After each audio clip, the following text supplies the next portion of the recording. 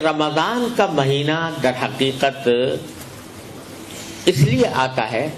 تاکہ ہمارا اللہ تعالیٰ کے ساتھ جو تعلق دنیاوی مشاغل کی وجہ سے ڈسٹرب ہو گیا ہے اس کو بحال کیا جائے، اس کو ریسٹور کیا جائے اور اس کو بہتر طریقے پر اس کے اندر ترقی پیدا کی جائے۔ اس کے لیے دوسرا کام یہ ہے کہ نفلی عبادتیں جو فرض نہیں ہیں، واجب نہیں ہیں، لیکن نفلی عبادتیں عام دنوں سے زیادہ کی جائیں۔ مثلا قرآن کریم کی تلاوت یہ بہترین عبادت ہے، وہ جتنی زیادہ سے زیادہ قرآن کی تلاوت ہو سکے وہ کی جائے۔ اسی طرح بہت سی نفلی نمازیں ایسی ہیں جو عام دنوں میں پڑھنے کی توفیق نہیں ہوتی، تہجد پڑھنے کا موقع نہیں ملتا، لیکن اس وقت رمضان کے اندر یہ طے کر لیں کہ رمضان میں ہم تہجد کا بھی اہتمام کریں، یعنی اس میں آدمی سحری کھانے کے لیے تو اٹھتا ہی ہے نا،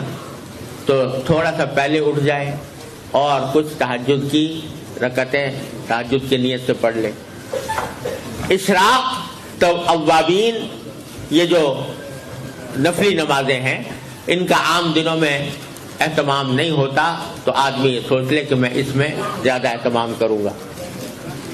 تو دو باتیں ہو گئی، ایک گناہوں سے بچنے کا اہتمام، دوسرا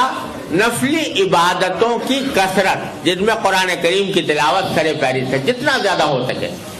حدیث میں رسول کریم صلی اللہ علیہ وسلم کا معمول یہ آیا ہے کہ ہر رمضان میں حضرت جبریل امین علیہ السلام آ کر قرآن کریم کا دور کیا کرتے تھے حضور اقدس صلی اللہ علیہ وسلم، اور جس سال آپ کی وفات ہوئی تو 2 مرتبہ دور کیا اس سال، تو اور پھر بزرگوں کا معمول شروع سے چلا تھا۔ قرآن کریم کو رمضان سے خاص نسبت ہے، تو بزرگوں کا معمول شروع سے چلا آتا ہے کہ رمضان کے مہینے میں قرآن کریم کی تلاوت کی مقدار اپنی معمول کی مقدار سے بہت بڑھا دی جاتی ہے، بڑھا کر تلاوت کرتے ہیں۔ تو یہ نفل عبادتوں کا اہتمام، گناہوں سے بچنا اور نفلی عبادتوں کا اہتمام، یہ 2 باتیں، لیکن یہ اس وقت ہوں گی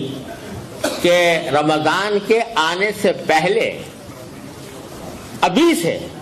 انسان رمضان کے لیے کچھ پلاننگ کرے،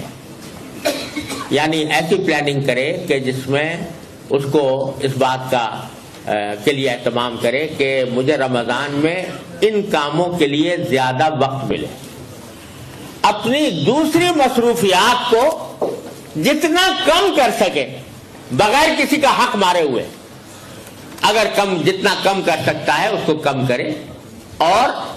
نفلی عبادتوں کے اوقات کو بڑھائے اور گناہوں سے بچنے کا اہتمام کرے۔ جو مواقع ہوتے ہیں گناہوں میں مبتلا ہونے کے، ان مواقع پر جانے سے پرہیز کرے اور پہلے سے اس کا منصوبہ بنائے کہ رمضان کے مہینے میں اپنے شب و روز کے معمولات، میرے دن رات کے معمولات کس طرح ہوں گے،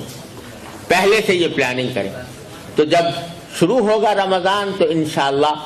ان 2 باتوں کا جب اہتمام ہوگا تو اللہ تعالیٰ کی رحمت سے جو اس کا اصل مقصد ہے کہ انسان کی زندگی میں تبدیلی آئے، وہ تقویٰ کی طرف بڑھے، اس کا اللہ تبارک و تعالیٰ کے ساتھ تعلق مضبوط ہو، وہ انشاءاللہ فائدہ حاصل ہوگا۔